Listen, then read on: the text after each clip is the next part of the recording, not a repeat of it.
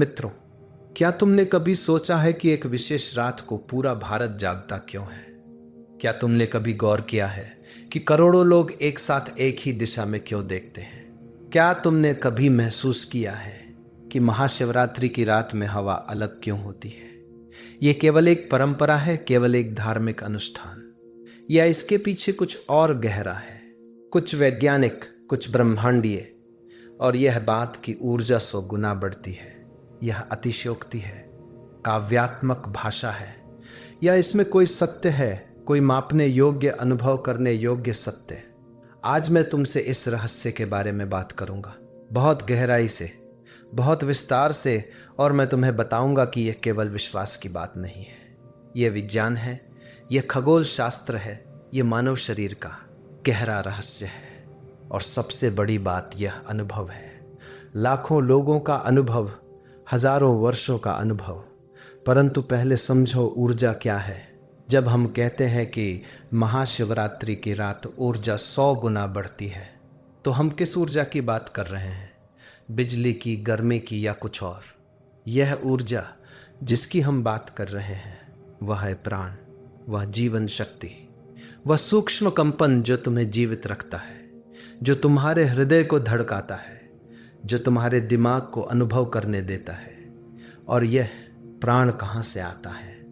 केवल भोजन से, केवल सांस से नहीं मित्रों, यह प्राण आता है ब्रह्मांड से, चंद्रमा से, सूर्य से, तारों से, ग्रहों से, पूरे अस्तित्व से। और महाशिवरात्रि की रात, उस रात ब्रह्मांड एक विशेष स्थिति में होता है, एक ऐसी स्थिति जो साल में केवल एक बार आती है। और उस स्थिति में प्राण का प्रवाह अधिकतम होता है, द्वार खुले होते हैं, मार्ग साफ होते हैं। और अगर तुम तैयार हो, अगर तुम जागे हुए हो, तो तुम इस प्राण को अवशोषित कर सकते हो 100 गुना, 1000 गुना। परंतु ये कैसे होता है, यह समझने के लिए हमें बहुत पीछे जाना होगा, बहुत गहरे जाना होगा।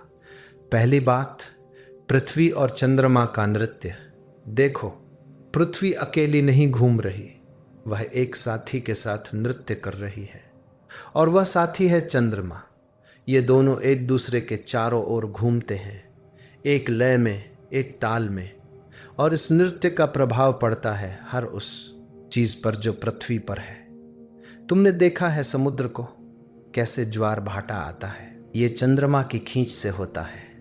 चंद्रमा की गुरुत्वाकर्षण शक्ति समुद्र के पानी को खींचती है, और इसलिए ज्वार आता है। और जब चंद्रमा दूर होता है तो भाटा आता है। परंतु क्या यह प्रभाव केवल समुद्र पर पड़ता है? नहीं, यह प्रभाव हर उस चीज पर पड़ता है जिसमें पानी है। और तुम्हारे शरीर में कितना पानी है? लगभग 70%। तो सोचो, अगर चंद्रमा समुद्र को हिला सकता है, तो क्या वह तुम्हें नहीं हिला सकता?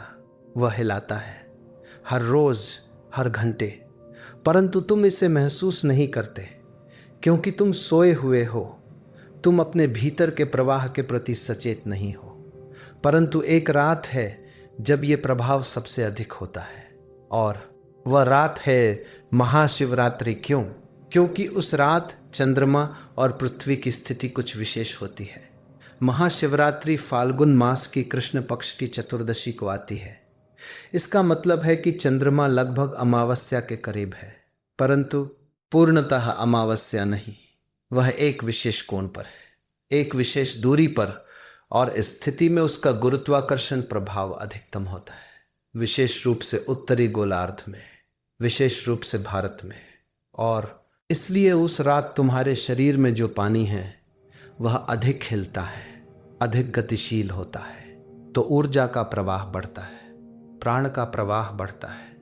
परंतु यह केवल भौतिक बात नहीं है, यह केवल गुरुत्वाकर्षण नहीं है, इससे भी गहरी बात है। दूसरी बात, पृथ्वी की धुरी और ऊर्जा का प्रवाह। तुम जानते हो कि पृथ्वी अपनी धुरी पर झुकी हुई है।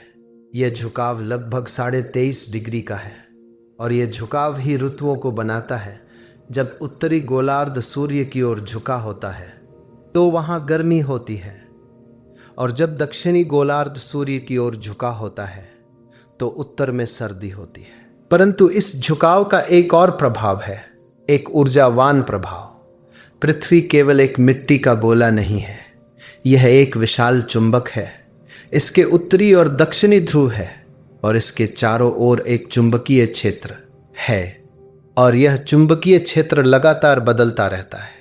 पृथ्वी की गति के साथ, चंद्रमा की स्थिति के साथ, सूर्य की गतिविधि के साथ, और महाशिवरात्रि की रात, उस रात पृथ्वी की धुरी, चंद्रमा की स्थिति और सूर्य की स्थिति तीनों एक विशेष संरेखण में आते हैं, और इस संरेखण में पृथ्वी का चुंबकीय क्षेत्र अधिकतम सक्रिय हो जाता है, विशेष रूप से उत्तरी गोलार्ध में, विशेष रूप से हिमालय के पास, विशेष रूप से कैलाश के आसपास। और तुम जानते हो, मनुष्य का शरीर भी एक छोटा चुंबक है। तुम्हारे शरीर में भी विद्युत प्रवाहित हो रही है। तुम्हारे मस्तिष्क की कोशिकाएं विद्युत संकेतों से काम करती है। तुम्हारा हृदय विद्युत आवेगों से धड़कता है। तुम्हारी हर कोशिका में आयन है, आवेशित कण। तो जब पृथ्वी का चुंबकीय क्षेत्र बदलता है तो तुम पर भी प्रभाव पड़ता है। तुम्हारी विद्युत गतिविधि बदलती है, तुम्हारी ऊर्जा का प्रवाह बदलता है, और महाशिवरात्रि की रात यह परिवर्तन अधिकतम होता है। तीसरी बात, उत्तरायण और दक्षिणायन, सूर्य की यात्रा। अब ये समझो, महाशिवरात्रि किस समय आती है? ये फाल्गुन मास में आती है, यह सर्दी के अंत में आती है, यह वसंत की शुरुआत में आती है। ये वह समय है जब प्रकृति जागने लगती है, जब फूल खिलने लगते हैं, जब पूरा अस्तित्व एक नई ऊर्जा से भर जाता है। क्यों? क्योंकि ये वह समय है जब सूर्य उत्तरायण में होता है।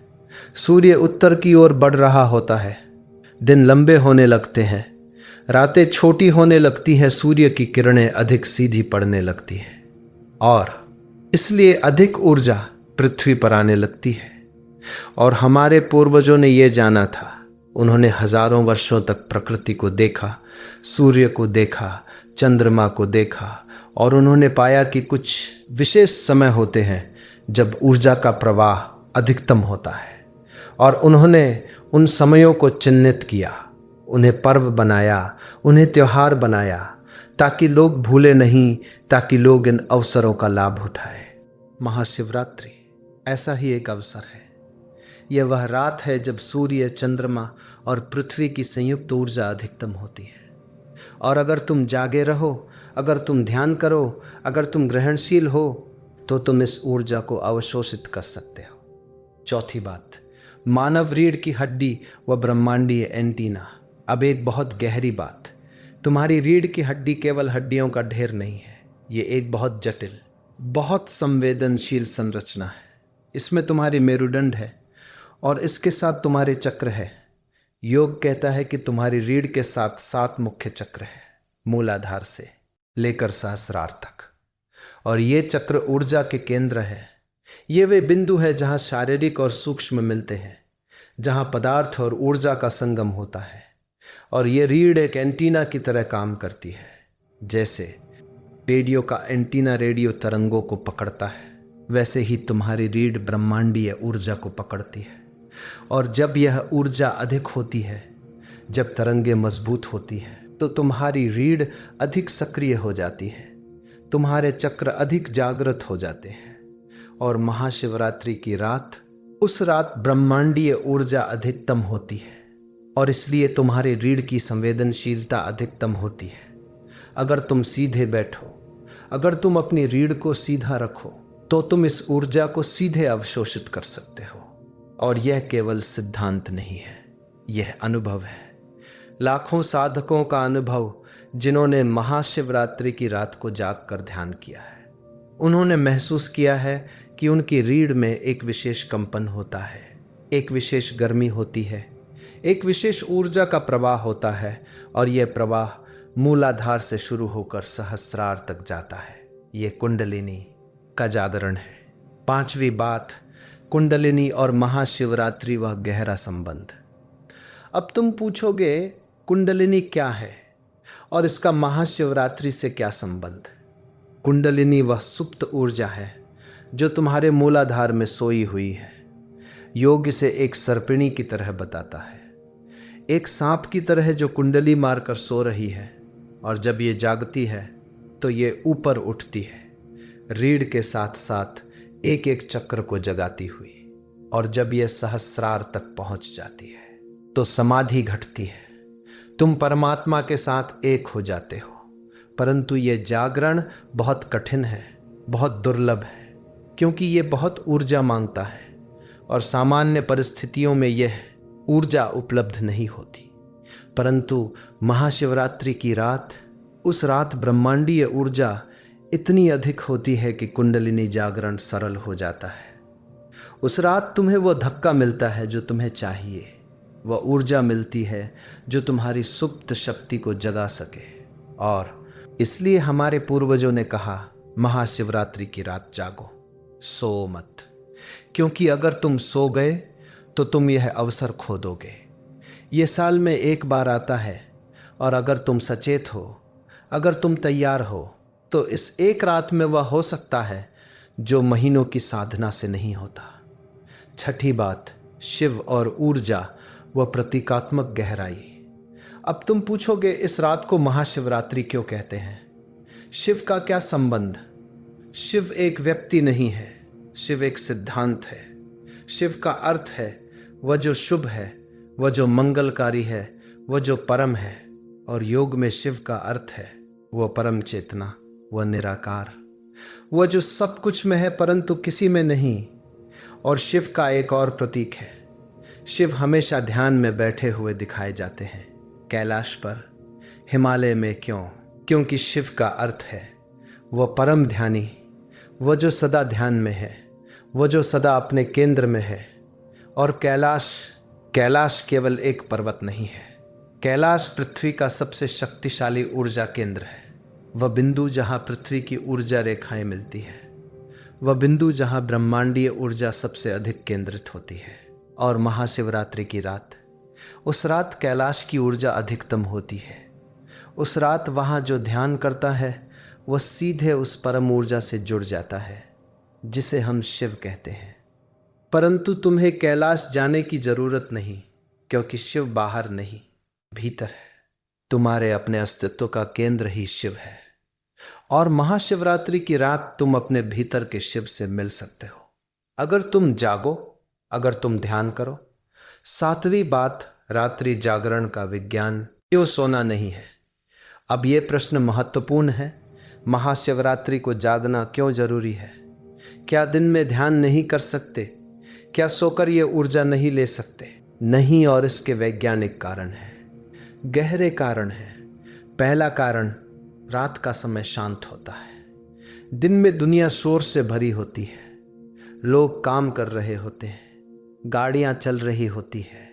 ये सब शोर तुम्हारी ऊर्जा को बिखेरता है, तुम्हारी एकाग्रता को तोड़ता है। परंतु रात को सब कुछ शांत हो जाता है, लोग सो जाते हैं, शोर बंद हो जाता है, और इस शांति में तुम गहरे जा सकते हो, अधिक एकाग्र हो सकते हो।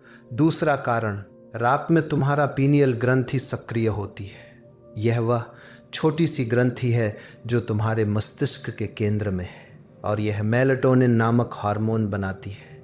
यह हार्मोन तुम्हें सोने में मदद करता है। परंतु इसका एक और काम है, यह तुम्हारी चेतना को बदलता है, यह तुम्हें अधिक ग्रहणशील बनाता है।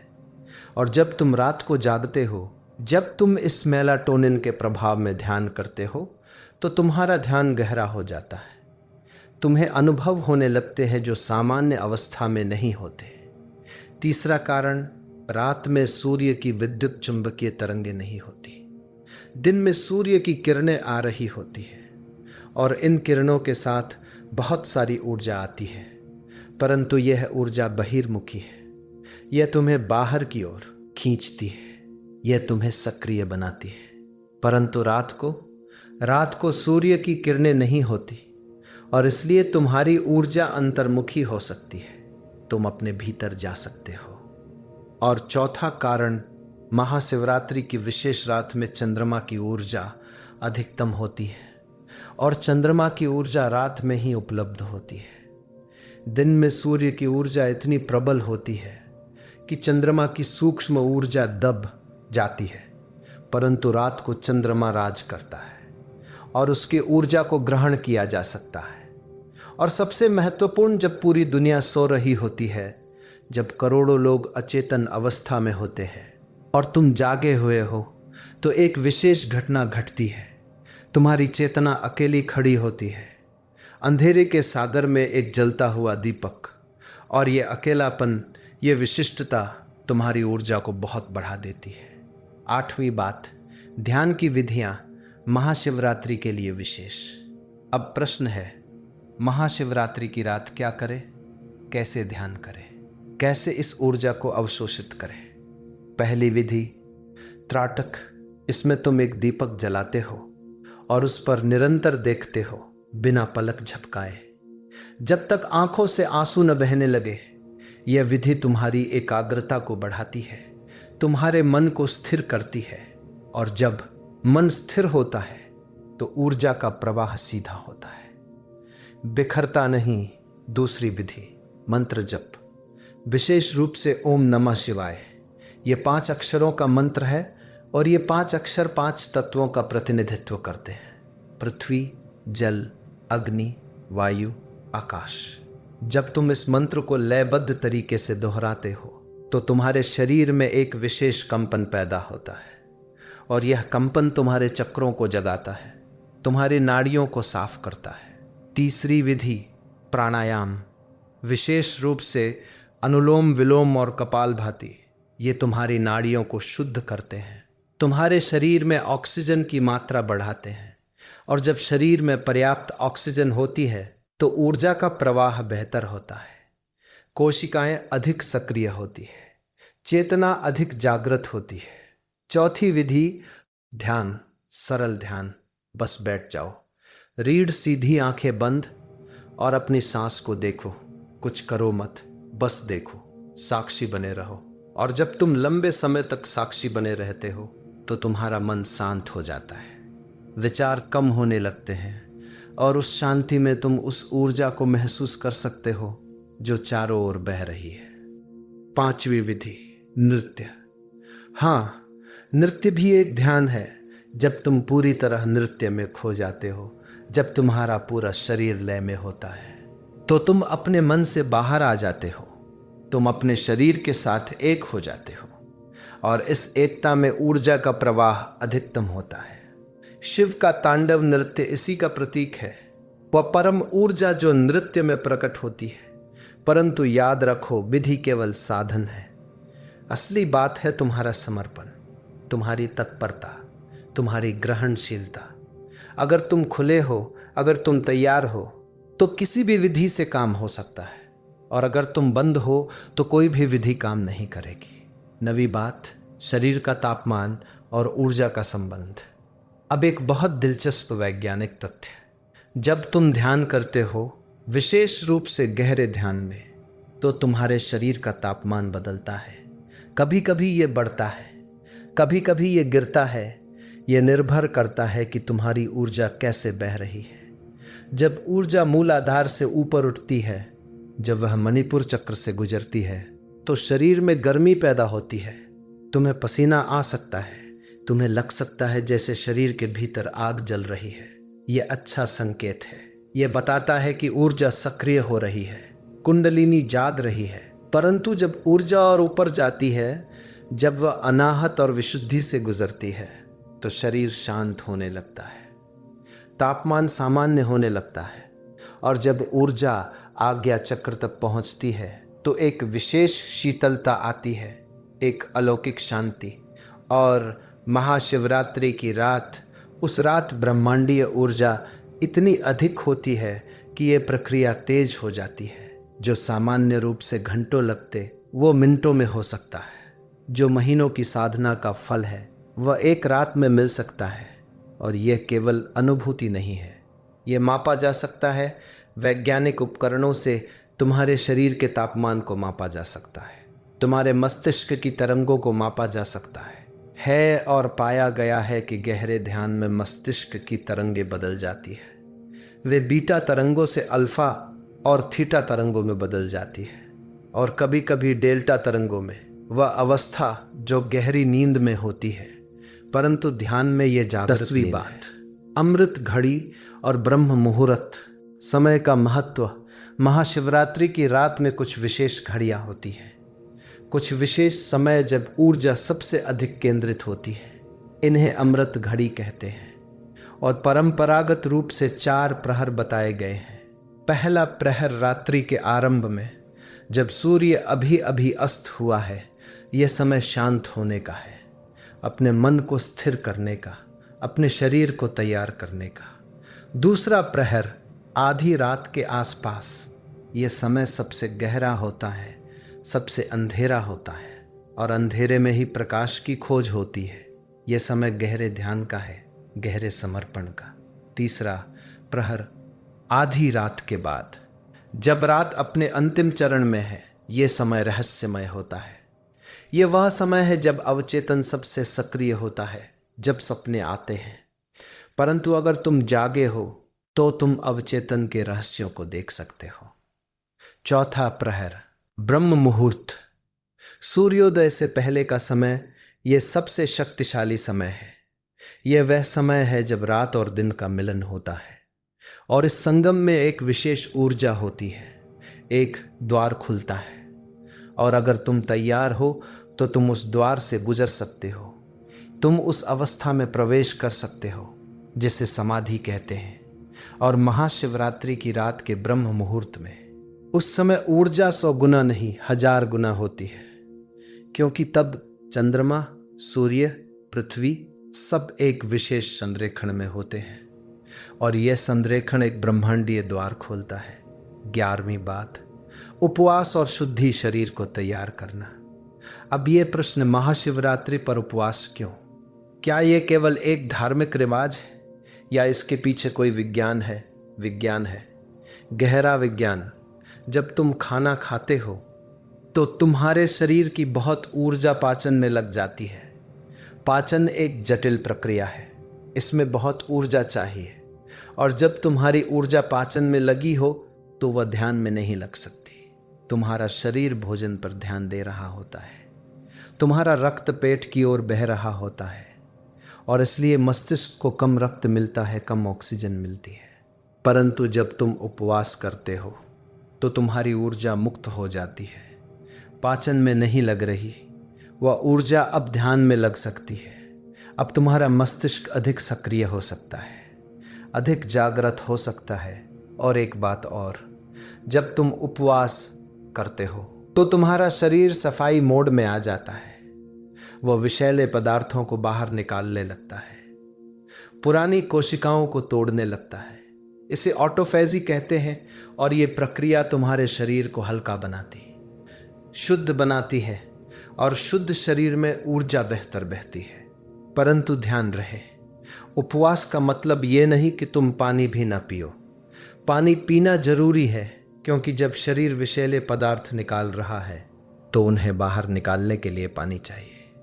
तो पानी, नारियल पानी, जूस ये पी सकते हो, परंतु भारी भोजन नहीं। 12वीं बात, बिल्व पत्र और रुद्राक्ष, वे रहस्यमय उपकरण।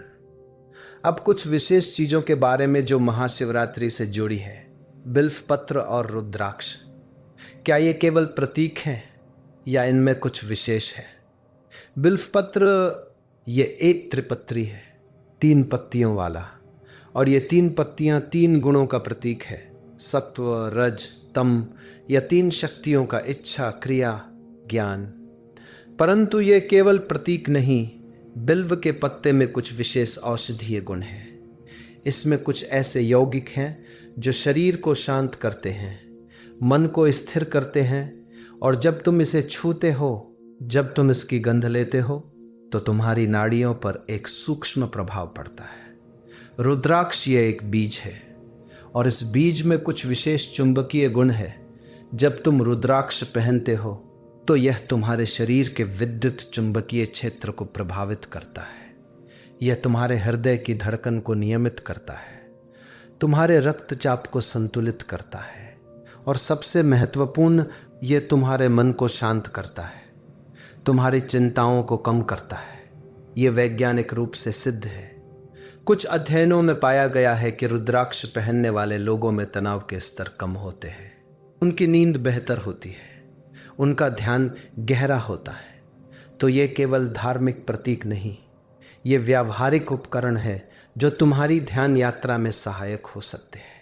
13वीं बात, सामूहिक ऊर्जा, जब करोड़ों लोग एक साथ ध्यान करते हैं।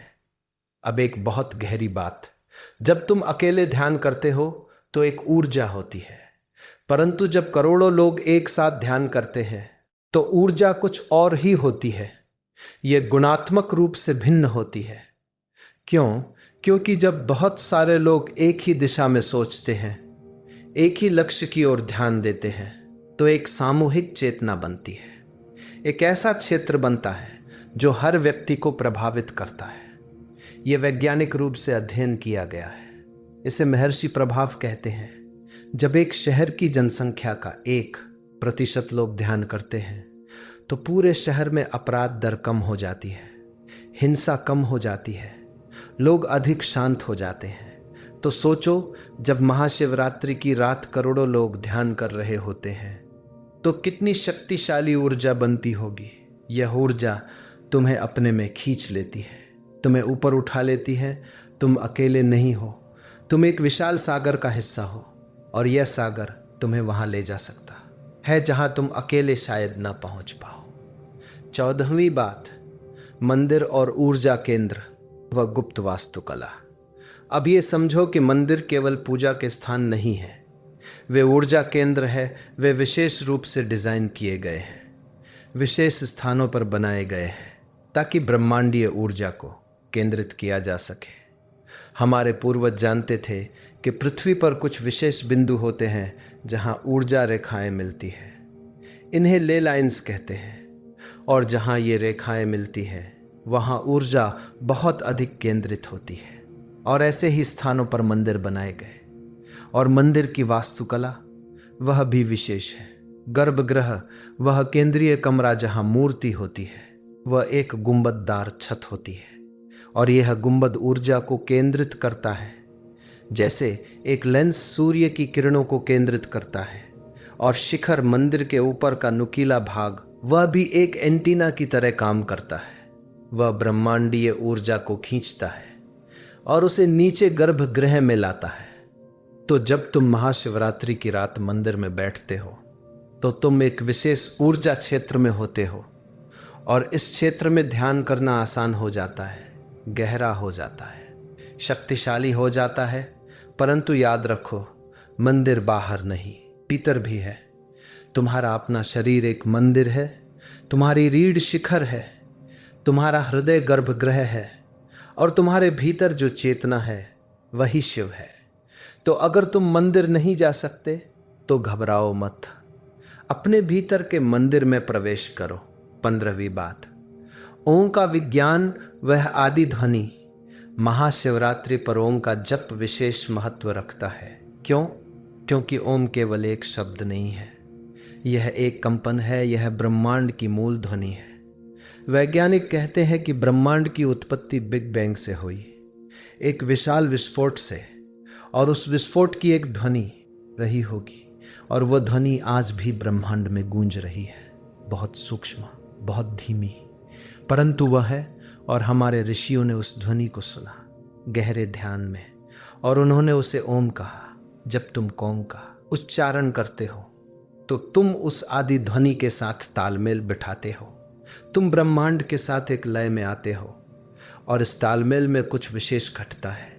तुम्हारे शरीर में कंपन पैदा होता है, ये कंपन तुम्हारी हर कोशिका तक पहुंचता है, तुम्हारे डीएनए तक पहुंचता है, और इस कंपन से तुम्हारे शरीर की आणविक संरचना बदलने लगती है, तुम्हारे मस्तिष्क की तरंगे बदलने लगती है। और महाशिवरात्रि की रात, उस रात ब्रह्मांडीय कंपन पहले से ही तेज होता है, और जब तुम ओम का उच्चारण करते हो तो तुम उस कंपन को और बढ़ा देते हो। तुम एक प्रवर्धित ऊर्जा तुम्हें बहुत ऊंचा ले जा सकती है। 16वीं बात, भस्म और तीसरी आंख, वे गुप्त संकेत। शिव को हमेशा भस्म लगाए हुए दिखाया जाता है, माथे पर 3 रेखाएं और माथे के बीच में तीसरी आंख, ये सब प्रतीक है। भस्म ये राख है, जली हुई चीजों की राख, और ये याद दिलाती है कि हर चीज नश्वर है, सब कुछ राख हो जाएगा, शरीर राख हो जाएगा, संपत्ति राख हो जाएगा, केवल एक चीज नहीं जलती, चेतना, आत्मा। तो भस्म वैराग्य का प्रतीक है। यह याद दिलाती है कि संसार से मोह मत करो, क्योंकि यह सब राख हो जाएगा। और तीसरी आंख, ये आज्ञा चक्र का प्रतीक है। वह बिंदु जो तुम्हारे दोनों भौहों के बीच है, यह तुम्हारी अंतर्दृष्टि का केंद्र है, तुम्हारे अंतर्ज्ञान का केंद्र है। जब यह चक्र जागता है तो तुम चीजों को वैसे देखने लगते हो जैसे वे हैं, तुम भ्रम से बाहर आ जाते हो, तुम सत्य को देखने लगते हो। और ये देखना ही मुक्ति है। और महाशिवरात्रि की रात इस चक्र को जगाने का सबसे अच्छा समय है, क्योंकि उस रात ब्रह्मांडीय ऊर्जा सीधे इस चक्र पर प्रहार करती है। अगर तुम अपना ध्यान इस बिंदु पर केंद्रित करो, अगर तुम इस बिंदु को देखते रहो भीतर से, तो ये चक्र जाग सकता है, तुम्हारी तीसरी आंख खुल सकती है। 17वीं बात, नींद और जागरण के बीच वह सूक्ष्म अवस्था महाशिवरात्रि की रात जागने का एक और गहरा कारण है। वह है नींद और जागरण के बीच की अवस्था में रहना। देखो, सामान्यतः तुम दो अवस्थाओं में होते हो, या तो पूरी तरह जागे हुए या पूरी तरह सोए हुए। परंतु योग कहता है कि इन दोनों के बीच एक तीसरी अवस्था है, एक सूक्ष्म अवस्था, जहां तुम जागे भी हो और सोए भी। इसे योग निद्रा कहते हैं, या तुरिया अवस्था। इस अवस्था में तुम्हारा शरीर सोया हुआ होता है, परंतु तुम्हारी चेतना जागी हुई, तुम्हारा मन शांत होता है, परंतु तुम्हारा साक्षी सक्रिय है। और इस अवस्था में अद्भुत चीजें घटती हैं, तुम्हें अनुभव होने लगते हैं जो सामान्य चेतना में नहीं होते। तुम अपने अवचेतन में प्रवेश कर सकते हो, तुम भविष्य की झलक पा सकते हो, तुम दूसरों के विचार पढ़ सकते हो, तुम ब्रह्मांडीय चेतना से जुड़ सकते हो। और महाशिवरात्रि की रात जागते रहने से क्या होता है, तुम धीरे धीरे इसी अवस्था में प्रवेश करते हो। रात के 3 बजे 4 बजे, जब तुम बहुत थक गए हो परंतु फिर भी जागे हो, तब तुम्हारा शरीर सोना चाहता है, परंतु तुम्हारी इच्छा शक्ति तुम्हें जगाए रखती है। और इस तनाव में एक द्वार खुलता है, तुम उस सूक्ष्म अवस्था में फिसल जाते हो, और वहां उस अवस्था में सब कुछ संभव है। 18वीं बात, डीएनए और चेतना, वह नया विज्ञान। अब एक बहुत नई वैज्ञानिक खोज।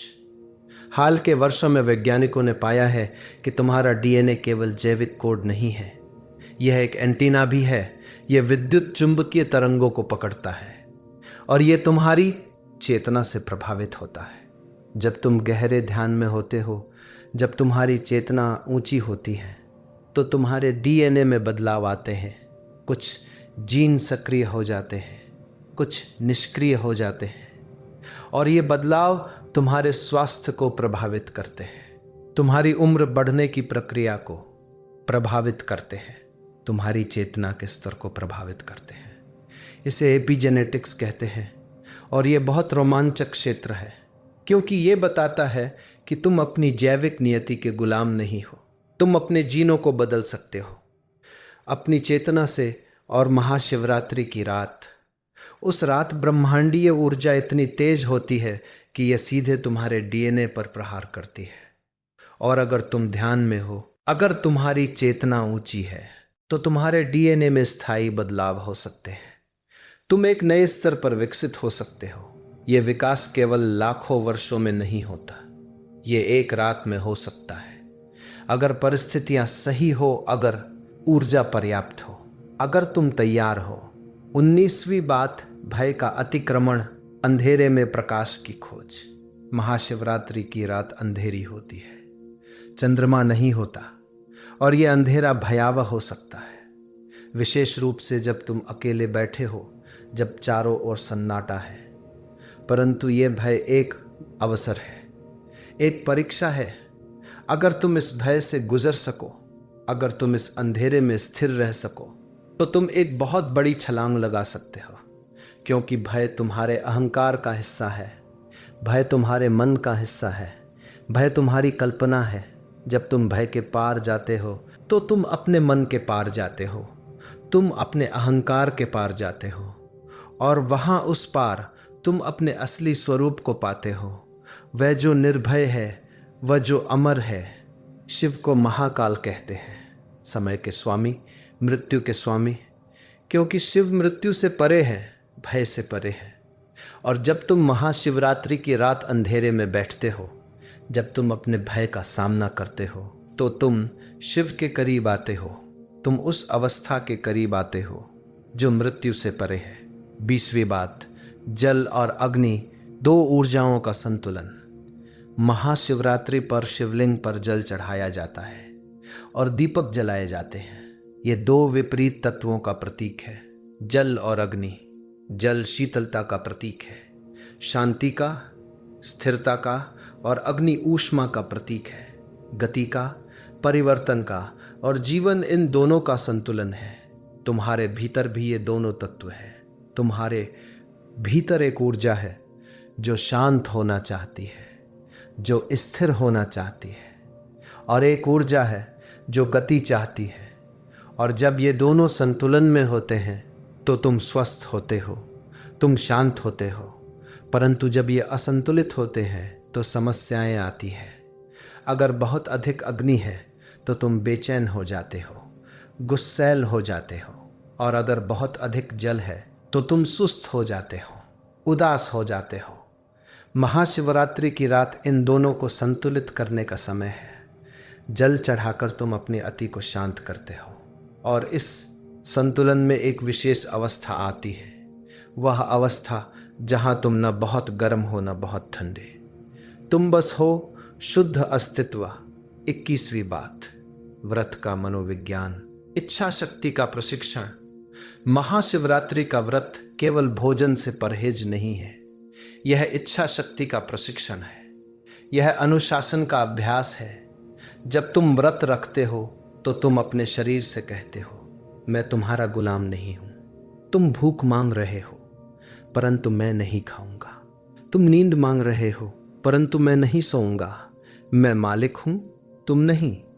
और यह बहुत महत्वपूर्ण है, क्योंकि सामान्यतः तुम अपने शरीर के गुलाम हो। शरीर कहता है सो, तुम सोते हो। शरीर कहता है यह करो, तुम करते हो। तुम्हारी कोई स्वतंत्रता नहीं। परंतु जब तुम व्रत रखते हो, जब तुम जागते हो, तो तुम अपनी स्वतंत्रता घोषित करते हो। तुम कहते हो, मैं शरीर से अलग हूं, मैं मन से अलग हूं, मैं चेतना हूं और मैं अपनी चेतना से निर्णय लूंगा। और ये अभ्यास तुम्हें मजबूत बनाता है। तुम्हारी इच्छा शक्ति से तुम जीवन में कुछ भी कर सकते हो, कोई भी लक्ष्य हासिल कर सकते हो, कोई भी शिखर छू सकते हो। 22वीं बात, समय का विस्तार। जब एक रात 1000 जन्मों के बराबर हो। अब एक बहुत रहस्यमय बात, जब तुम गहरे ध्यान में होते हो तो समय का अनुभव बदल जाता है। कभी कभी 1 घंटा 1 मिनट जैसा लगता है, कभी कभी 1 मिनट 1 घंटे जैसा। और महाशिवरात्रि की रात, उस रात समय एक अलग आयाम में प्रवेश करता है।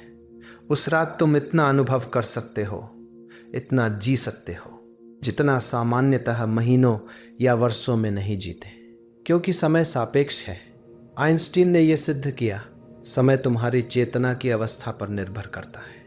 जब तुम्हारी चेतना बदलती है तो समय भी बदलता है। और महाशिवरात्रि की रात तुम्हारी चेतना इतनी ऊंची हो सकती है, इतनी विस्तृत हो सकती है कि समय लगभग रुक जाता है। तुम शाश्वतता में प्रवेश करते हो, वह अवस्था जहां न अतीत है न भविष्य, केवल वर्तमान है, अनंत वर्तमान। और उस अनंत वर्तमान में एक रात 1000 जन्मों के बराबर हो सकती है।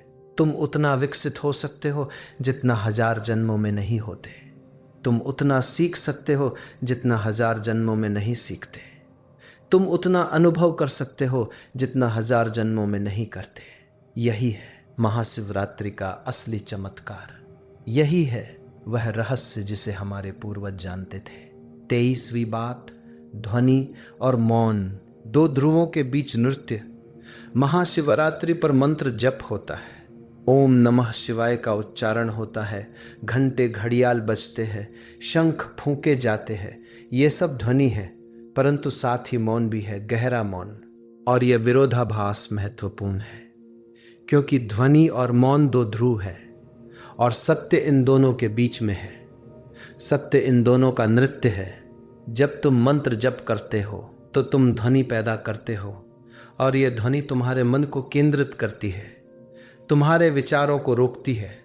परंतु धीरे धीरे जब तुम गहरे जाते हो तो ध्वनि सूक्ष्म होने लगती है, धीमी होने लगती है, और फिर एक क्षण आता है जब ध्वनि रुक जाती है और मौन घटता है। और उस मौन में, उस गहरे विस्तृत मौन में तुम परमात्मा को सुन सकते हो, उस आवाज़ को सुन सकते हो जो शब्दों में नहीं है, उस संगीत को सुन सकते हो जो वाद्य यंत्रों से नहीं है।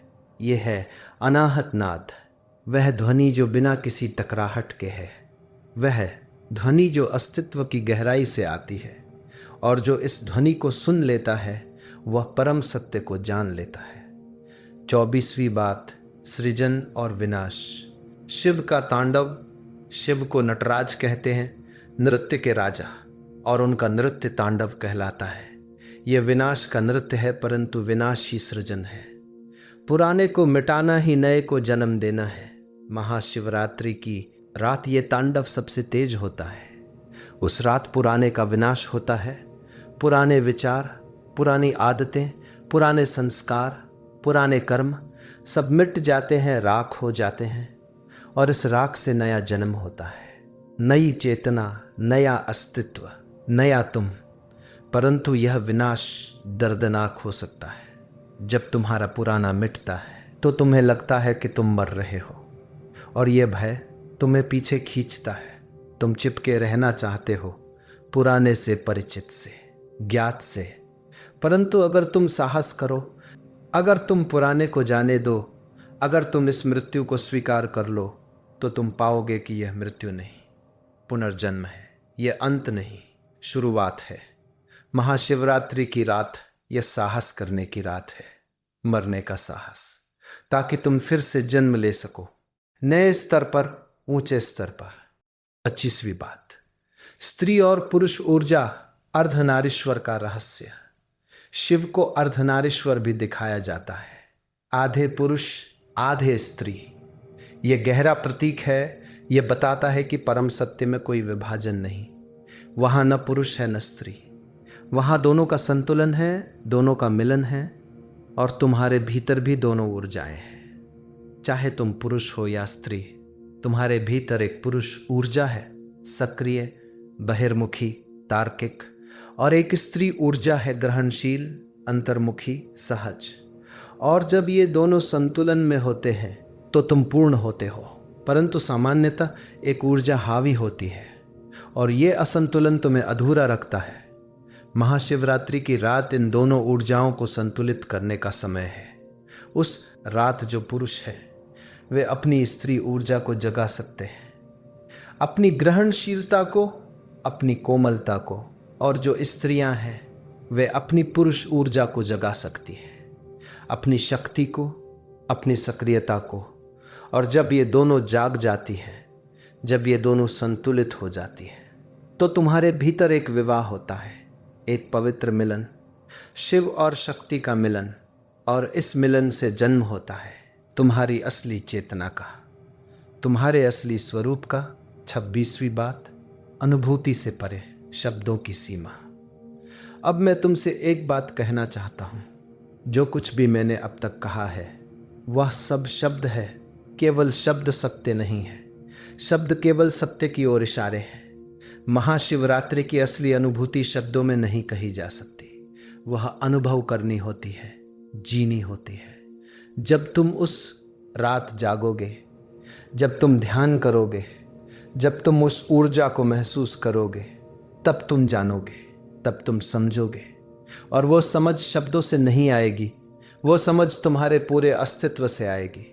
तुम्हारी हर सांस जानेगी, तुम्हारा पूरा होना जानेगा। तो मेरे शब्दों को बहुत गंभीरता से मत लो, उन्हें एक नक्शे की तरह लो, एक मार्गदर्शिका की तरह। परंतु असली यात्रा तो तुम्हें खुद करनी होगी, असली खोज तो तुम्हें खुद करनी होगी। 27वीं बात, व्यक्तिगत और सार्वभौमिक दो यात्राओं का मिलन। जब तुम महाशिवरात्रि की रात ध्यान करते हो तो दो यात्राएं साथ साथ होती है। एक यात्रा व्यक्तिगत है, तुम्हारे भीतर, तुम्हारी अपनी चेतना में, तुम्हारे अपने चक्रों में, और एक यात्रा सार्वभौमिक है, ब्रह्मांड में, समष्टि में। और एक बिंदु आता है जब ये दोनों यात्राएं मिल जाती हैं, जब तुम पाते हो कि तुम्हारा भीतर और बाहर एक ही है, तुम्हारी चेतना और ब्रह्मांडीय चेतना अलग नहीं है, तुम और शिव अलग नहीं हो। यह है अद्वैत, यह है एकता का अनुभव, यह है वह परम सत्य जिसे वेद कहते हैं अहम ब्रह्मास्मि, मैं ब्रह्म हूँ, तत्वमसि, तुम वही हो।